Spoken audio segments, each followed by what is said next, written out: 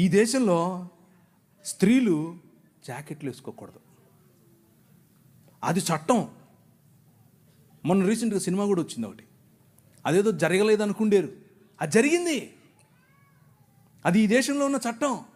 ఎందుకు అనంటే మన దేవుడైనటువంటి బ్రాహ్మణుడు నడుచుకుంటూ వస్తే అది ఆడో మగో తెలియాలి, కాబట్టి ఇప్పి చూపించాలి. ఏం లాజిక్ ఇది?